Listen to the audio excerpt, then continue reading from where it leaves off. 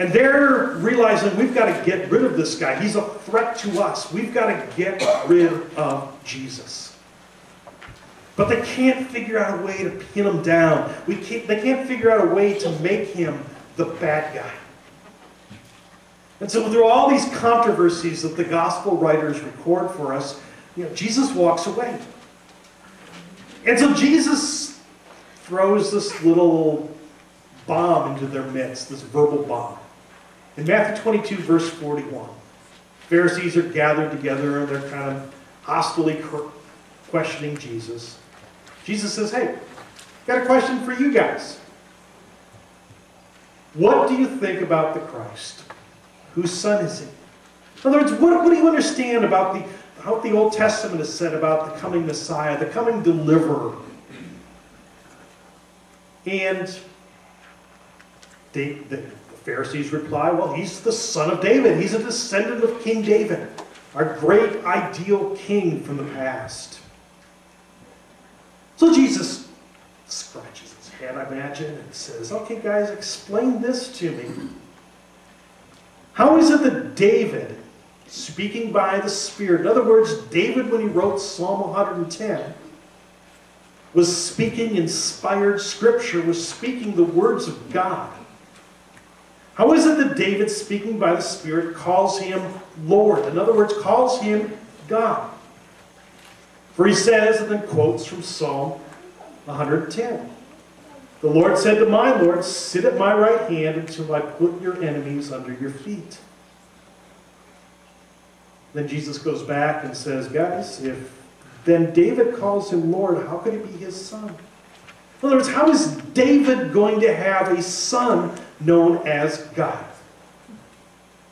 And the Pharisees, the religious leaders of the day, are just flummoxed, and they can't say anything. They're left scratching their heads, and no one dared ask them any more questions.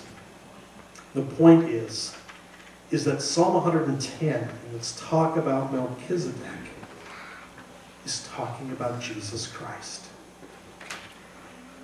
And the writer of the New Testament book of Hebrews unpacks this in the course of 3 chapters in the book. And I'd like you to turn to Hebrews now. I want us to see very, very briefly, and I'm not going to be able to cover everything in depth. This is like 4 sermons worth of discussion about Melchizedek and the relationship of Melchizedek to Jesus. And I want you to work with me through the passage in Hebrews, because this is going to point to why Jesus today is a much better representative than the Old Testament priest. The book of Hebrews was written to a group of Christians who were formerly Jews, and they were struggling. Because they were moving from an understanding of how to relate to God that was very natural, very normal to them, to a whole new way of looking at God and their relationship with Him. They'd grown up with all of what's unfolded in the Old Testament. The idea of a special place where you went to worship. It's originally called the tabernacle. It was a tent that moved from place to place. Later, under the rule of King Solomon, the 3rd king of Israel, a temple, a permanent place of worship was built. And there was this whole system of priests that performed the ritual worship services and offered the sacrifices that God said that you were to offer to provide worship, to put people in right relationship with God. And once a year, in the very center of the temple, in a place called the Holy of Holies, the high priest, the big guy, the chief priest, would go in and offer up a sacrifice on the Ark of the Covenant. And if you've watched Raiders of the Lost Ark, that's the best description I've ever seen of it. You know, the thing that Indiana Jones and those guys were going after. Once a year, only the high priest could go in there on the Day of Atonement on Yom Kippur He would offer up this sacrifice for the sins of the people. And every year, the priest would keep on doing this and doing this and doing this. And in the Old Testament world, there was this group of priests that all came from one of Abraham's great-grandchildren, from the tribe of Levi. See, as the story of Abraham unfolds, Abraham is going to eventually have a child named Isaac. And Isaac's going to have a son named Jacob. And then Jacob is going to have 12 sons that are going to be the founders of the 12 tribes of Israel. And one of those tribes is Levi. And God chose the people of the tribe of Levi to be his priests, to be his representatives, and to be the ones that went between God and man. So, Jesus comes on the scene and makes this bold claim that he is the perfect high priest. He's the one that represents man to God on a permanent basis. And the writer of Hebrews unfolds this beginning in chapter 4. Beginning in chapter 4, he talks about how Jesus is the great high priest. I want us to read. Beginning in Hebrews 4:14. It says, "Therefore, since we have a great high priest who has gone through the heavens, Jesus, the Son of God, let us hold firmly to the faith we profess. We do not have a high priest who is unable to sympathize with our weaknesses. We have one who's been tempted in every way, just as we are, yet is without sin.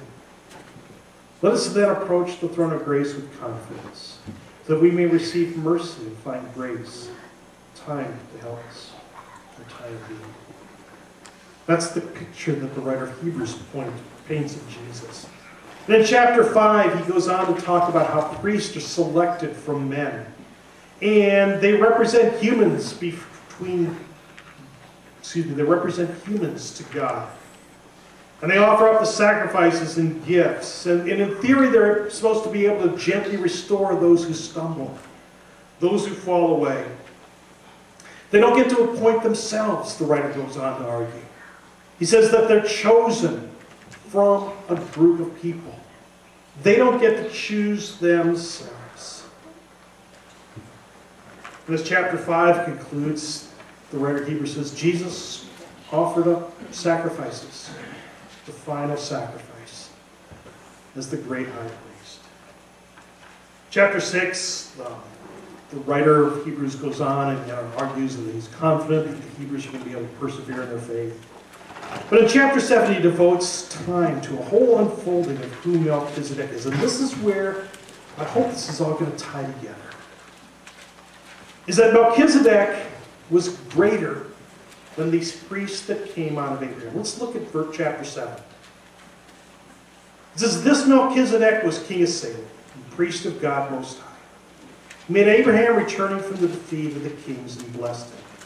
Abraham gave him a tenth of everything." That's what we read about in Genesis 14. First, his name means king of righteousness. Then also king of Salem, which means king of peace. Now here's where it gets interesting. Without father or mother, without genealogy, without beginning of days or end of life, like the Son of God, he remains a priest forever. And you're saying, wait a minute. I know a little bit about Jesus, and I know that he existed with God. You know, he's been around forever, as long as God's been around forever. And he's always going to exist. But now you're saying Melchizedek is just like Jesus, in that he's without beginning and without end. Do we have to add a fourth member to the Trinity? I'm confused. That's not what